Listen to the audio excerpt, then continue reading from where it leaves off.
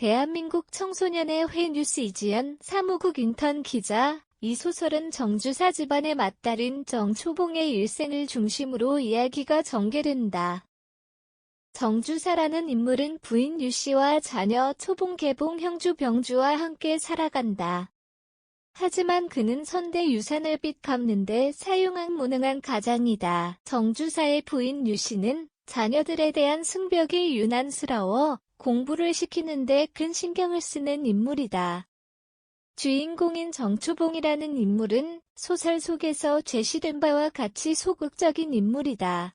정초봉은 약국에서 일하면서 알게 된 약국 주인 박재호와 서울의 제약회사로 가려고 하지만 좌절되고 정주사와 부인 유씨는 정초봉을 방탕하고 비도덕적인 삶을 살아가는 인물 고태수에게 시집을 보내고 장사 미천을 마련하려 한다. 결국 둘은 혼인을 하고 태수의 친구 장영보와 같은 집에서 살게 된다. 장영보는 초봉을 눈독 들이게 되며 고태수를 죽음에 이르게 하고 초봉을 겁탈하기까지 한다. 초봉은 정신적인 스트레스로 군산을 떠나 박재호를 찾아 서울로 떠나려 하는데 도착하기 전 재호를 만난다. 하지만 박재호 역시 탐욕스러운 인물이었고 그 역시 초봉에게 흑심을 품고 동거를 하게 된다. 이후 초봉은 자신이 아이를 갖게 되었음을 알게 되고 낳은 아이의 이름은 송이이다. 송이에게 초봉의 관심이 쏠리자 재호는 자신의 실제 부인인 윤희에게 돌아가고자 하는 생각을 한다. 그러던 중 장영보가 찾아와 그와 초봉의 관계를 거짓을 섞어 이야기한다. 안 그래도 초봉을 떠나고 싶었던 박재호는 장영보의 이야기를 듣고 초봉을 떠날 수 있는 구실을 찾아 미련 없이 떠나버린다. 초봉은 장영보에게 자신의 동생이 서울에 올 수 있도록 하며 친정집에 도움이 될 수 있도록 해달라고 한다. 하지만 초봉은 장영보가 개봉에게 흑심을 품을까 봐 매번 걱정하고 송이를 해칠까 두려워하는 등 여러 가지로 장영보 때문에 힘들어한다. 개봉이는 초봉이보다 능동적이고 개방적이고 당찬 면이 있다. 남승재는 정주사 가족이 사는 한 지붕 아래 사는 의사이며 불쌍한 이들을 최선을 다해 도와주는 마음씨 따뜻한 인물로 서울에 병원을 차리게 된다. 개봉과 승재는 서울에서 만나 장영보를 해결하기 위한 계략을 세우고 다시 초봉이 있는 집으로 돌아가지만 이미 초봉이 장영보를 죽이고 난 이후였다.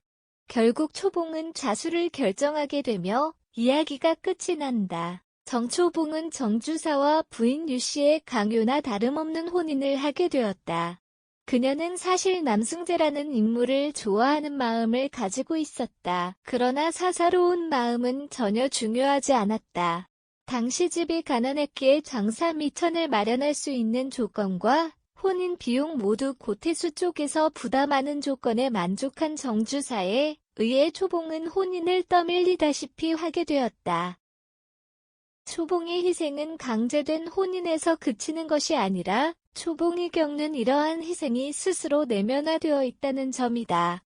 여성은 어떻게 해야 한다라는 사회적인 통념과 인식 때문에 자신이 힘들 때 부모님에게 자신이 처한 상황조차 온전히 이야기하지 못하는 모습을 볼 수 있었다. 또한 친정집의 생활을 위해서 자신이 하기 싫은 것임에도 불구하고 희생해야겠다는 다짐을 나타내고 있었다.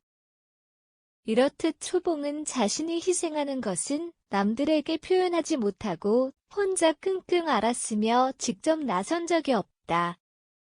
하지만 다른 이들이 딸인 송이와 여동생 개봉을 건드리려 할 때는 온 힘을 다해 필사적으로 싸웠다는 점을 통해 그녀 자신이 그동안 희생해온 것을 대물림하고 싶지 않다는 의지를 보여주는 것 같았다. 여성의 희생을 당연하게 여기는 상황은 가족들에 의해 희생된 초봉의 삶뿐만 아니라 기생집으로 팔려간 명림이의 모습을 통해서도 알 수 있었다.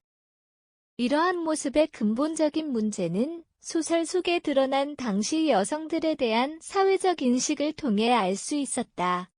당시 여성들이 정절을 강요받았음은 물론이고 노동가사 등 많은 측면에서 고통받았다는 것을 말해주고 있다. 여성의 비극적인 삶에 대해서 생각하다 보니 이러한 상황을 만든 원인에 대해서도 다시 고민해보게 되었다. 여성의 비극적인 삶을 통해 물질적인 것을 중시했던 당시의 시대 상황을 알 수 있었다. 고태수의 죽음 이후 초봉의 남편이었던 그의 비도덕적인 면모에 대해 알아보지 않아서 딸에게 갖는 미안함은 없었고 날아가 버린 장사 미천을 걱정하는 초봉 부모의 생각을 드러낸 부분과 딸을 위하는 마음보다 당연히 돈 걱정이 먼저인 듯한 모습이 안타까웠다. 부모와 자식 간의 진실한 정보다는 물질이 더 중요했던 현실을 반영하고 있는 것 같았다. 또한 혼자 희생해서 가족에게 보탬이 되어야 했던 초봉의 이야기를 통해 무능한 가정이었던 정주사를 비판하고 있다는 생각이 들었다. 책의 전반부에서는 소설의 전개를 위해 필요한 인물들의 성격과 인물들 사이의 관계, 인물들이 살아가고 있는 당시의 배경에 대해서 주로 설명한다.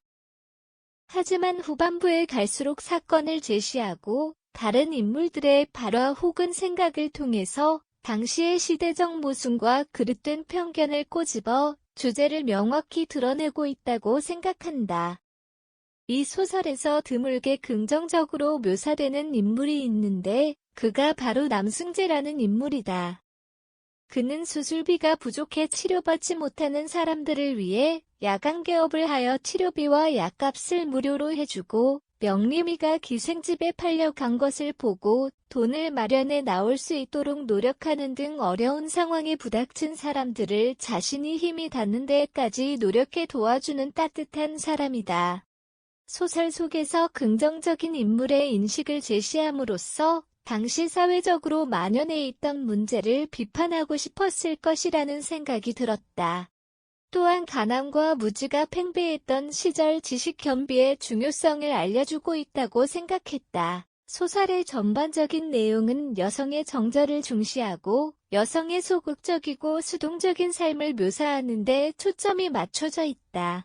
그러나 시대의 통념과 반대의 생각을 가진 인물인 개봉을 등장시킴으로써 여성의 정절에 관한 생각뿐 아니라 여성의 전반적인 삶에 대해서도 깨어있는 생각을 해야 할 필요성을 일깨워주고 있다.